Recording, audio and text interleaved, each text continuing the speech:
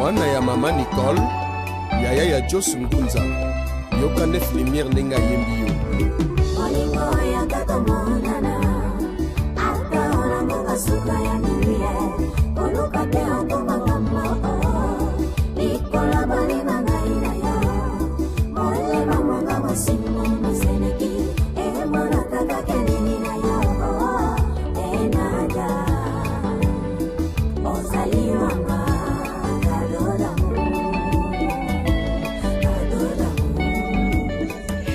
Citation très spéciale à toi, Benina de l'international, mon boss. On a béni Africa TV. Bambo te belé panayo. Je pense aussi à toi, Tabita Maes, Robalobi. Moi, le na bambo, on a belé. Oyabou, ya sel moukiena. Voilà, citation spéciale aussi à toi, Déborah Nzouzi. Oazali passe à Tabita Maes. Pourquoi pas à 9 lumières ngala, mon coordonnateur, le coordonnateur le plus suspect, 9 lumières ngala. Je te salue, Dimitri Bongagna, de tous les temps, de tous les jours. On a permis à Patricia Bélédou dans le banc. La cadre à boulot, la cadre à boulot pour mon tour et on Patricia, on a Dimitri, on a mon arabe, on suspect, balobi Dimitri Bongagna, papa na. Voilà, en tout cas, rien à dire. Aujourd'hui, dans le Bela Bolingo, nous allons parler de l'amour, amour Bolingo. Tolobe Nabino, Tolobe Tamasolo. On va plan tout, tu analyser surtout le plan, tu analyser la société, tu analyser la politique, tu analyser, tu bien que ça va musicien, tu bien que ça va artiste comédien, tu bien que ça va artiste peintre, tu bien que ça va paix. Ben qu'on a vu son sous-poto le Belamboka et entre le Belabino la réalité où il est en République démocratique du Congo mingi dans Kinshasa. Alors aujourd'hui nous allons parler de l'amour naïvique et c'est quand Jean-Paul Azali avant de vraiment le but est tout la nana Patricia Soda Makasi na makamba bolingo alors le Belanini. Voilà, nous allons parler de l'amour, parcours et ou destination. Amour, parcours ou destination. La linga sur le bolingo et la linzela topé et si quatre coma na habité de renabiso tozane awa mais quand un peu colimbo les bus sont très bien la lingala lui moi je l'appelle le prof. Moi je l'appelle le prof. Pourquoi? Parce qu'il y a vraiment prof. La nengue a solo a vraiment peu prof. Alors le polyvalent relire en sar Samwanzandi, l'homme au cerveau musclé. Les polyvalents relire en sar Samwanzandi, l'homme au cerveau musclé. Aïe, avant la banane, on a compté dans la catégorie. Avant que la personne même bonjour. Pourquoi? L'homme au cerveau musclé. Merci Patricia Belé pour PTC. On a bien soda makasi. Voilà. C'est sans doute ça par rapport à prestation na yo. Exploit na yo des salaires qui va payer sur comme boana. Voilà. Entourage na IP et remarqua que moi réaction na yo argument na yo ezoka moi spé moko mususu c'est-à-dire bataliga kana au force à cerveau musclé mingi mutape sans combo grand frère propre au plus Samanzambi c'est un pasteur depuis loin dans la PCP mbote besika zanda banda kombo na pena cerveau grand comme cerveau musclé net kana film ndinga biso fallait lobara donc voilà par rapport à ma vitesse pe makamdenge ezokendele bonjour Oli. Bonjour PTC Belé Bouna Bandeli Lissoso. Bonne santé. Ouais, santé on va bien. Ils ont vraiment bien Ngolo ya papa.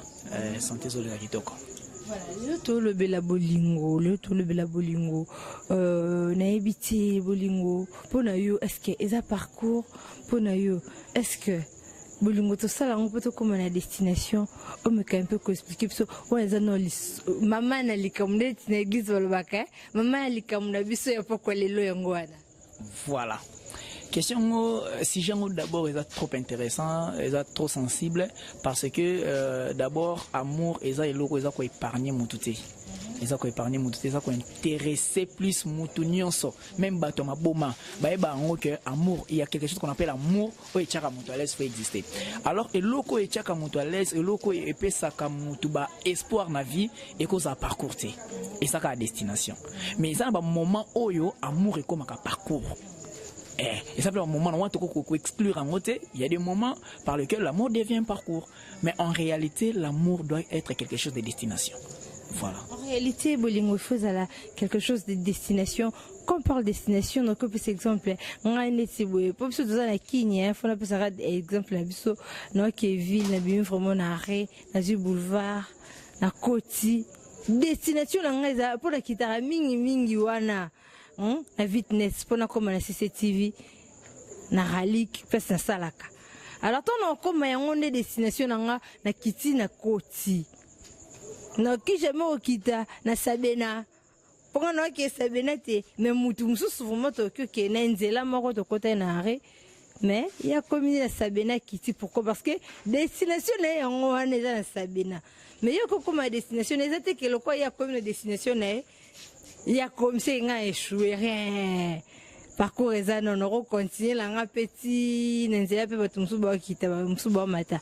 Monsieur na komi ngala ko comme pe destination na mais ba mususu bazaka na kata bus. Ba OK ne pouvoir quitter la gare centrale.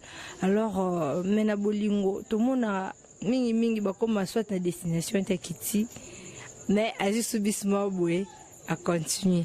Alors to betano selon on a cerveau musclé avec un peu ko panzi la biso teke. Alors première question na biso to na batu balinganara pour na parcours kaka to balinganara na boule na bango ba comme na destination. Question du toko wapi. Batu balinganaka pour ba kende na destination d'une manière générale. Mais on ne peut jamais oublier qu'on ne peut jamais arriver dans une destination sans faire un parcours. Oyobi kende ko to pese exemple na yo place ti ko na milieu na ya boulot. Ozana ndako diku mamo sauter kuna non, il faut faire un parcours. Parce qu'on a parcours wana ndeto kendaka wana parce qu'on a parcours ndeto kutana ba réalité nyonso. O soit autre comment ko ba échanger à destination. Ils ont un parcours. Donc l'étape la plus difficile dans la vie amoureuse à moto, ils ont un parcours. Voilà pourquoi comment qu'on souka un parcours au lieu comme une destination. Comment souka un parcours par rapport il y a manque à détermination, manque à patience. Na uta kota à l'autre fois dans les réseaux sociaux, dans les réseaux sociaux moninga mo commis, tu viens abandonner. Alors pourquoi tu avais commencé? Alors moi j'aimerais dire en ces termes que ceux qui ont dit maïko banda, il faut dire aussi ça. Et on voilà terme moi côté mikolo na Kinshasa les langues fort balba aussi sango. Et il faut aussi sango. Voilà, en tout cas to lingana tipo boyana et le baté héritier Watanabe. Est-ce que to lingana kapoto boyana voilà, c'est ça bon on a tombé le bonne chance mais to lingana tipo boyana. Que c'est comme parcours on a destination de Koroli cerveau musclé et on est celle qui est là biso ba jeune fille toko make so ba tunye pas jeune ngai na parcours non na cause à 40e jeune o ka sonyo oloba te moni ça no ka deuxième mais en réalité palmarès ses alliés idem Papa Joe, so tunye papa bon to lingani to so vivre. Ce qu'on a na cause à kantia bando bani mamboli. Moni nga mala lina kami te na lina ka ni passé. Pour nini? Bablo on est comme la biso to comme la 4 5 10 avant de comme la destination. Voilà, na se réfère maman le mot Bible loba. Tant que vous les verrez, ça ne sera pas toujours la fin. Au moni tant que to ba likambo parcours. Mutabandi parcours na ye akomi na mwama komo yoki lango soni ezali mais parcours na yo moko ezali parce que mingi na vite okuta na ben imprévu yango tango so sala onyobonga ma pour activité mo quelconque il faut s'attendre na ben imprévu. Non préféré mingi na pesa exemple en nzela pour mutu nyonso comprendre ngabe parce que na bi affaire ya nzela atoza na mboka mo eza moderniser ndeni okuta na nkaka okoki okuta na nzela bo kende bo pambo za na car bo pambo kutani na car mo mususu bo tutani accident ou anda okende na boulot mais puisque ça problème de santé il faut qu'il y ait un hôpital. Ok, non, hôpital. Au côté de l'épée, on a dit qu'on a quitté au thème d'un récart, moi, pour mousser le maïs, pas, et son, faisant un daku, au changer tenue, ok, son parcours. Bablo, moussou, soupe, cause à la, au commis, bonanzela, bandamura kala, monio pas agressé, au coup, t'as peine, bakuluna, surtout, bisous, bakincha, sauté, ba réalité, on est à la cas. Nyon, soana, ezali, ba réalité, tout coup, on a parcours. Car c'est là, n'etienne, ne moutoufa, le baké bon, on a tiki nangai, ton a peine à commis nanga tintin, ceux qui n'ont une petite moro boué, toucher, jouer caca, n'a lâché. Tantine mo palo ba enga ku tontona il faut toucher jouer. Bref nanya lobaka et le commissaire batu na ba palmarès à moulay et ça ba réalité. Olingi tantine moko boye mwana moko boye mukie par exemple. Olingi ga to pena mwana mukie en train de battre malam. Enzo kande a tombé na isiko kofia loba na kanisa ko zale mona mukena la kisonze la nzoko kuba de yo kanisa nyo la kisae yepe dena buna yebi kena na la kisa tonton oyo tango bula ki bongo kanisa ka za mona malamu okutana ba réalité mususu e sengo tika tango otika na parcours na opakoti olingo linga ata koti ata mosala bolingo mkolo moko kaka opesa ba numéro akoti déjà siko tellement evimbi to komokila ngo soni de peur que okoyebisa mutu mususu bongo akanisi ozaki méchant akanisi ozaki infidèle voyou escroc to komi koluka moko baki kubongisa ngo pototo so moi tâche moko propre mais ngana kolo baki ezana ngo mabete muto nyonso so vivre na mokilio assez ayebake na kotambola na parcours boko tambola pe na katiaka botuti mutute essence facilité mais pine toboki ba réalité wana nyonso nde sala ke parcours ekoma mulai mais na bandeli ata parcours ekoma mulai il faut comme la destination na potio bimaki obike na kei. Voilà. En tout cas, zaka balash ne mubati kaka obimi basopele mai ozongi onde za wana eza basinya mabe zomoni ba mai bo seke nzela na wake za fono ke na nga souté ya nde balash mbalash à faire soit l'acheter ou continuer alors te beti sur la parcours peut comme amulai to zonga pe kana acheter ajni ni mwasi ajni mobali au côté les mabobi que non na lingine beti frère Roli cerveau musclé ce qui a vraiment na âge moroboé au mobali au que tomber amoureux te peut au mwasi que tomber amoureuse. En tout cas na matière oyo mutoko sauté parce que c'est belebu soda makasi mutana âge exact wa kopesa makambo o azate azana yete na ebinde komo aloba l'amour c'est comme un miracle on connaît ni les jours ni l'heure ni la personne ni l'endroit et ngana bakisi ni l'âge et ça ba tomba amoureuse na 12 ans atali pena muta se plana na ye âge na entourage peut-être ça tellement mon amour kayebi ke a mon amour ki azana opportunité wana te à saisir yango mais au départ déjà tomba ki amoureuse ça peut arriver ko tomber amoureux ou amoureuse ya mutu ezana âge ti il suffit okuta kana mutu oyo yo sepel na ye. Je connais un artiste na kombo Jérôme Bakou azana Luanda na Pesembote. Artiste musicien, comédien, sculpteur. Il y a mon côté dessin en plus ça s'appelle sous-couturier. C'est mon cousin propre. Hein. Artiste wana loba muto to linga na vie to yebiye. Mais non to mona été. Je me suis dit c'est-à-dire mutu tu na vie na ye dès les bas âges azadana image ya mutu fo linga na vie. Ayebi la ke mutu na linga il faut mato ineza igumba mo boye koto azala mo boda dessiner déjà na ba raisonnement na ye mais ce qu'on a nda mona été jour ko mona ye quel que soit tes diata zakina ba parents na ye atata mbola kina na ba soda et à sentir coup de cœur moko boye mutu na linga ye on va bien coup de foudre et on a vu est-ce que coup de foudre eza bolingo ou bien ezala ra elo mo boye mais et que comment vraiment sérieux quand on parle de coup de foudre. Voilà, coup de foudre na eu audace ya ko expliquer yango parce que naza pe na mokilinga pe komela ngai. Na ko vanda na vandi pe na baninga na yoka pe nde baloba nde na ko na nyina zo audace ya ko expliquer coup de foudre lelo. Coup de foudre e ya kaka par rapport ya ko mona mutu oyo o tcha déjà imaginer na mutu na yo sans que mona ye. C'est-à-dire ezana basi mususu bali exemple bali na basi mbali ndi kukuma bali mbali mwa sanika ali kukuma tango amoni aso freiner est-ce que ça les mots sont dikidiki mobo so tango amoni est-ce que ça mo ba dessin mo suna eloni par exemple na point de beauté mo quelque part à tali le fait que surtout quand on tala na samte mabi la personne c'est la personne à qui je suis tombé amoureux est-ce que tango mona mutu wana n'est-ce qu'on est au bien coup de foudre akomo luka mo ba audience mo na ndenge na ye avec kasonga fanda à côté kuna aluka leka akomo créer mo ba occasion mo alors que ça qui na ngote on peut toko tomber un coup de foudre au moment où tu es déjà amoureux ou amoureuse d'une autre personne. Voilà. Ah, oh, hein. On peut tomber un coup de foudre au moment où on est amoureux, amoureuse de mutu mususu ezana kanini. Ba amour et belé eza awa eza ba amour provisoire. Mutu azokoka ko vivre ye moko te. Aokoka te moi si tout comme mobali. Na bo no kokota ba élément mususu peut-être ko développer tout au long de l'émission. Mais na ba moment où mutu azo sentir que na koza sunga moko ti peut-être staff nyoso kenda kaka ye kaka singleto atalipe tantine ope azane na silhouette moko bien atalipe à tonton ope bon tendance très très très fort bon ça va tout vivre nano on va vivre mais au fur et à mesure tellement mutu pas a besoin mutu puisque en anthropologie l'homme c'est un être social mutu moto ko vivre ye moko mutu a besoin mutu au fur et à mesure on peut remettre na mo bazwa pe moko ta ba ko sa mo surveillance moko boy alors ce que tangu et comme à la moment on va vivre na bango mais jour à comment on moto ici à dessiner na penser je ne parle pas de destiner mais dessiner c'est à dire que on a crayon crayon na gomme na katia ba makanisi na yo so zuita au dessiner d'avant na ye au mona kaité mais jusqu'au mona ye tonton ana tantina na tasala ni mabete au moto ba me comprendre beaucoup de foudre et salami. Il y a un moment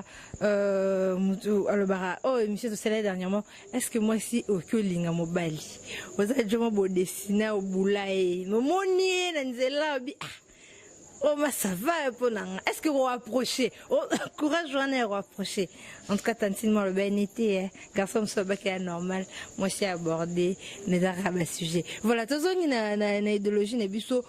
On peut tomber amoureux quel que soit l'âge qui part même à 12 ans aucune kolinga aucun tomber amoureux problème est alors tant que linga naka souci ne biso zarani to linga na poto kene longtemps ti ou to linga na biso ka ndolo biwana non le lo ke simba le pe ke simba na ngote to se préparer déjà moralement voilà kolinga na to vivre longtemps ou pas nayebi que d'une manière générale batu balingana pour basa la vie ba former foyer ba élargir famille d'une manière générale parce que na ba capé belé zalelo tonton botana tantine moko en tout cas na regretta point na botana tantine botana tonton mo garçon pena na bati na botana ndenge nini ba koma na bango pe binemi mais essaie un peu d'imaginer batu wana ba koma na niveau na ndenge nini entre guillemets bazana lié moko na coulisse ba bande ko loba nini lelo ba koma na bango pena binemi il y avait l'amour au départ il y avait d'abord l'amour l'amour est loko eux et sangi sakabat et ça li sakabat makambo oyo ko sala ngona ba camarade na yote na bande ko na yote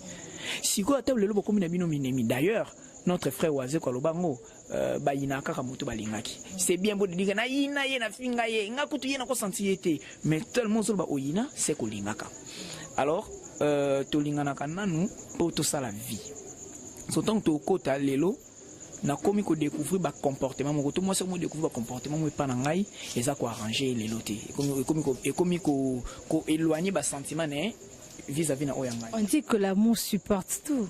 Tout à fait. L'amour supporte tout. Mais faut te bakisa amour. L'amour supporte tout, mais d'autres choses sont insupportables. Pourquoi sont insupportables? La seule personne qui a résisté à makambo bonga na koloba on a yebeza Jésus-Christ. Biso batu tozana même nzamba bien faiblesse na biso batu.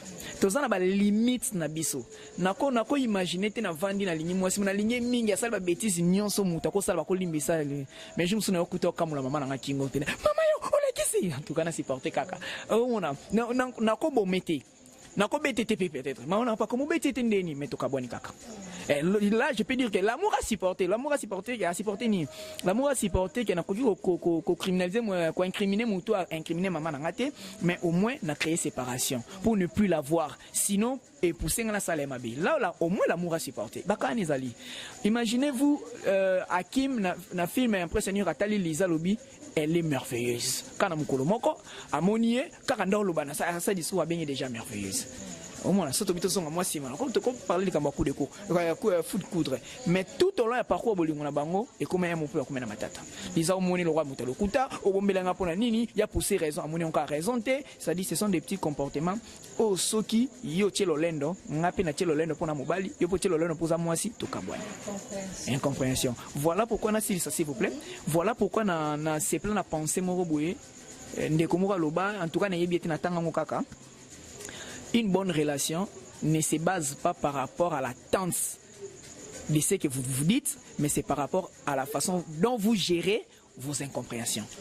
Ce qui est comme un niveau, il y a gérer l'incompréhension ou une relation. Tant que vous gérez quand vous avez la coste, orange, plante, choco, en tout cas, il faut y aller ton patricia silikaka. Ouais, on a vraiment toujours une relation. Mais attends, quand on a que contredire un tout petit peu, bah parents na biso, bah koko na biso to monaka, bah vanda na mabala bah supporter bah divorcer. Oh le comment mutabali 2 ans après divorce. Mais to bala qui moi c'est $5,000 na bah ça la fête des gars. Oh bah parents na biso bah bala peut-être na likasu na mungwa. Mais avant na libala na supporter au moment où papa à qui on a deuxième bureau tout et puis bah deuxième bureau hein, et ça là bah succès et tout mais maman va venir là maman on a supporté est-ce qu'elle supporté parce que à quoi que gérer une compréhension et na papa te peut supporter kakizaki bolingo azaka nango pona bana obaloba lelo so ki ngana vana lelo ti lelo la libalo ezara pona kol sabana ngai est-ce que ça on peut vivre longtemps dans le mariage parce que c'est comprendre en compréhension mais parce que pona bana parce que c'est les mis dans un mobile yango et tout. Obi loko nga pene ka musanga likambo ya ba mama kala oyo. C'est vrai ba mama na biso kala balinga mingi même to bo sana lo mote quand on dit que le monde évolue et ça à presque dans ba secteur nyonso. Omoni ba mama ya kala kako ba mama kala to kumisaka na ba koma loba le loba na loba koma maile mususu. So ba ninzembo kama pa lobi yo mwana obota mi lobi okumo lusukola mobali ba nini batiji ko alors que ba yeba yangote. C'est-à-dire bango mambo ya kanga pe mibali. Nkisite même usala ba technique mo kanga ba ba yeba yangote. Bana loba botami ba yeba ngondenge nini. Monde évolué. Et ça ba connaissance mususu on va apprendre en kaka boye kaka esprit yeli o apprendre en. Mais éducation ya kala na lelo ezaki un peu différente. Wana to ko bosana ngote. Éducation kala na lelo ezaki un peu différente. Naza mutu vraiment e ba époque wana te mais na koyoka ba solo na yebi ke bande ko ebisa moi so bali soki mutu aye ko pesa sango mobali benga na ye. Mais lelo tango ma copine o pesa nga sango ke mbala va na bar et c'est là na koti na serré talon. Alléluia. Alléluia, Dimitri Bonganya, joyeux anniversaire. En tout cas, rien à dire, à serrer, à qui okuta na mbanda. À qui okuta na mbanda, lelo comment au tiers. Moi na moninga mawate mais aussi ça moi ba terme na nyonso ba terme mo révolutionnaire donc ngo ko lekela na esprit ngo lekela funa koma o affronter mobali na kati ya terrasse par exemple mobali atali en tout cas moi si yo na kokita na kokina ngate funa tika mais tango kinda ki atiki na moi ser mo ya muyombe à cause de ser mo mongo akia kutani sona degango a comprendre que ba se mala moko ndenge moko donc il faut qu'on vivre une époque autre temps entre mers il faut vivre une époque mesenyi ba mama ya kalabaza basi ya malamu kakate kakate parce que ce qui peut te coûter ba maman solo pe ba maman kala to ando tala bango mo maman mo boye akoma kwa loba ino boye bingata na saraki te mutu na zaki ndenge ni mama na ai bana ka zaka ndumba kala donc ndumba ngo bana ngo kala lelo to loba ki lesbienne mais kala ezalaka ki karine mais terme ka échanger ba to mo ka sala ezalaka te ezalaka nango ezaka nango ba mama kala pe ba busoba bazana bango ba chéri pe lelo o pe que soit mo mbali na bêtise pe ameline ngenge ba zape kaka et ben ça grâce mais et les autres dominent des amours agressivité na ba serre à lelo anto boya ngote mais ça ko apporter pe un plus parce que moi esprit mobile ko dominer sur basi pe comme ko leka moi trop et c'est basi ba comme na mutu maka swana et arranger pe ba tonton mususu voilà et arranger ba tonton mususu à mon parcours ou destination avec nous relie le cerveau musclé toi mais un peu comme tu m'as sur bolingo Dimitri Bonganya merci beaucoup toi qui est vers la fin mais il s'est bisono lo ni s'appelle lelo la relation va pas ou mena la bamoti et le ça la batuba ou melate je crois au lingé déjà touché point gros et ça vraiment très important na uta lo baleli kambo ya provisoire amour ya en attendant et le ça la batuba ou melate et ko ça la amour ezaki provisoire to et cause à la batuming bana sens ya fidélité te omoni fidélité eza eloko mo vraiment ngana ngapona ngaba bota makanango ba apprendre kango te mais ba kolisa ngo au fur et à mesure tu grandis eza neti soto pese exemple mo ya batu o balongwa imana bakena na ba na renaissance ngapona ngai na tokoti mamba football te mais pese exemple ngapona nga baza batu na makila na ba bana sens ya infidélité comme preuve imana ngo ezana opeka ndenge ya renaissance ba bana soka ba amateur motiko kena na ka o esikani ezali eloko pesa la ka o bat ba umelate ezali ke mutu azo vivre na mutu amoni mutu aleki mutu ana nyaka etika balinga ba bossa na eloko moko eza très important dans ces pas bandeko tout ba olanda biso de partout ba comprendre quelle que soit beauté ya moi sur lingi mon frère ma sœur quelle que soit beauté ya mobali olingi yebango okuta na kana mobali aleki okuta na moi sur aleki wana eza nango logique mutu akoma na plafond azate mwasi olingaka okomona pena azangi kitoko mais misapina makolo sepesa nango te jour omona mwasi misapina ka makolo sepesa mo bosani ke petit temps musa zane insolente petit temps musa sokola na bien te do ba elema ngotango vandi na mutu ondimo va naye vanda naye eloko esala ke batu ba umela te ezaki ana mutu matala aso na fenêtre atala voisine alekaka atala ka voisin alekaka zwa mutu ozana ye soko vandi naye en tout cas umela na. Voilà, mtsozane ovane o umela question moko avant to kabwana lelo zibolingo okute na bolingo mutu olinga bulae omoni e beaucoup me lever. Qu'est-ce que tu peux faire pour perdre a été pour zalaka wana? Est-ce que c'est crimo ezali? Eza partie o ezali passé dans toutes les relations. Toko même na métier ça passe au na ami mo bo vanda bo umela bo bêtise ya raté. Alors il a liboso ngana opesa sous conseil ce qui acte bon ezali tant ozo kende o s'engager na relation et a liboso ko kende na objectif te ya ko corriger moninga kende na objectif ya ko supporter ba défaut nae. Là je salue le pasteur Gloire Abnerk hein depuis Njili alobelo ko ana pesi pour sanga fort tant yo kende objectif e ngana ko corriger muteza passi na ebi mama mbili abela lobelo moko boye muto so akolina ezaleli wana banda bo mwana na ye atika ngona mukolo moko te butiki na sala yo ko objectif to c'est ko corriger mais kendende o kende ko supporter parce que il pas supporter bêtise na yo. Voilà et loko c'est ça qui vous perdre mututé quand tu as appris à supporter ses gaffes ses faiblesses et tout en lui disant déjà ce qu'il peut faire pour abunga les sous-souter pour bovanda bien tout en étant humble. La kisa mutu te ke yo yebi la kisa nde mutu ke olingi bo apprendre binomi balé pour créer une particularité ya manière et ça que vous pouvez binomi balé c'est-à-dire ba comportement na ye na oya yo bo luke longo comportement sika bo créer mutu ya kande lo bo botiti yo te semence pas te semence bo créer comportement un nouveau comportement bo tiango en place ndesko bo komi bo sel wa constitution na bino nde bo vivre longtemps. Voilà. En tout cas, voilà secret pour nous perdre moninga na hote bolingo na yote. Ngana bano bengo Dr Love. Dr Love, faut zala la bisomi ming na Beni Africa TV po ba conseil na yo na bi keba na poto bo se retrouver mais toko vraiment na suka question suka. Ndin toko sa choix. Ndin toko sa choix bi vraiment que no o yanga yeyo. Comment faire un choix?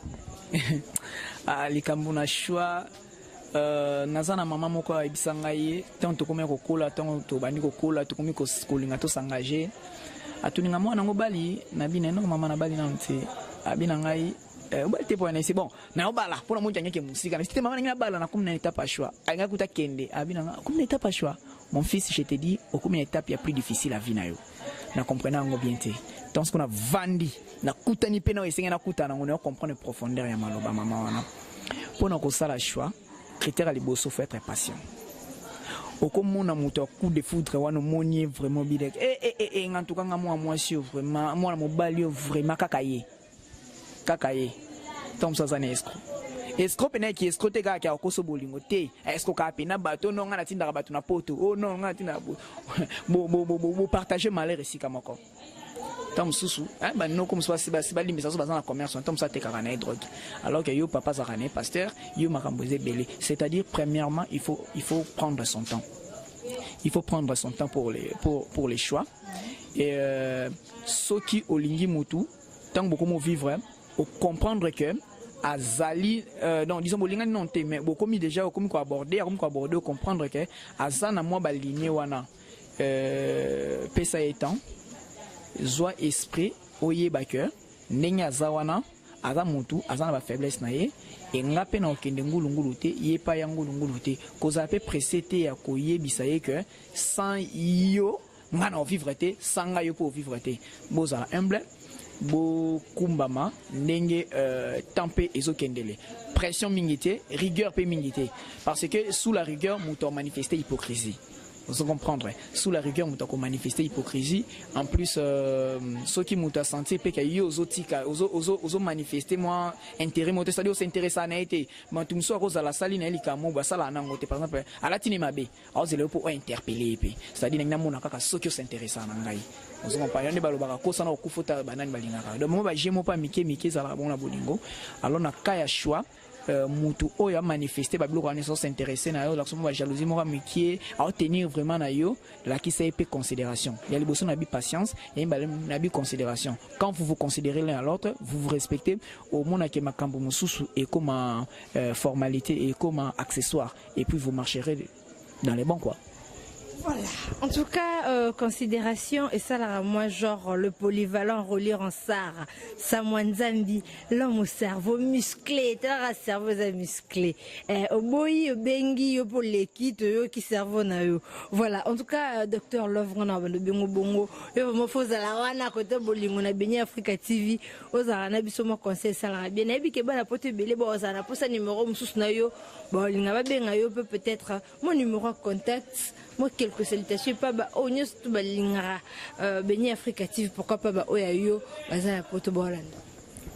En tout cas na préféré na banana na joyeux anniversaire na caméraman na Bogar technicien moi charisme hein Dimitri Bongania merci de nous compléter en tout cas joyeux anniversaire na eta et puis ça rappelle moi idéologie moi sika batu mingi tozana bango ba yebi les cerveaux musclés to partagera moi trop c'est pas pour moi benganga polyvalent pour ba yebi que même dans domaine politique to côté to tandagnon sur domaine sport parce que to tangi pas mbaté quoi. Voilà, Topé Sambote na Junior KMB depuis Toulouse en France, Naomi Tamboué depuis Paris, Lisa Bofaka depuis Paris, Bandeko Baza vraiment belé na Angola, Pasteur Opi, toute la famille Samonzambi, toute la famille belé, bon en tout cas, hein, Bino Salara quoi. Voilà, na maman Janine, Kadotilo, voilà, mère spirituelle, Topé Spermote Panaye, et puis toute l'équipe technique ainsi que remerciements beaucoup Panayo, n'a pas pensé na ngai quoi. Numéro de téléphone.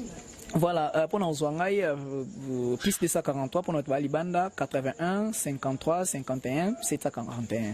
Plus de 143 81 53 51 741. Mon numéro personnel à nos 15 jours comme tout ça Yambi. Facebook. Sur Facebook, quand nous avons Roli Ronsa Samonzambi en toutes lettres, Roli Ronsa Samonzambi. Ngana bakisa na ngato les cerveaux musclés en aurait appellation. Wana epna combo o mukilmo baby Roli Ronsa Samonzambi. Au commun on répondre en tout cas nga pena kotor gay toyo kanate na souple na mutu nyoso kitoko. Voilà, souple la montagne ça qui toko Béni Nadia à l'international mon boss en tout cas Bambo Tebele une fois de plus Dimitri Bongania joyeux anniversaire vraiment à toi naye mamie que naye mbati pour nous vraiment no yemba joyeux anniversaire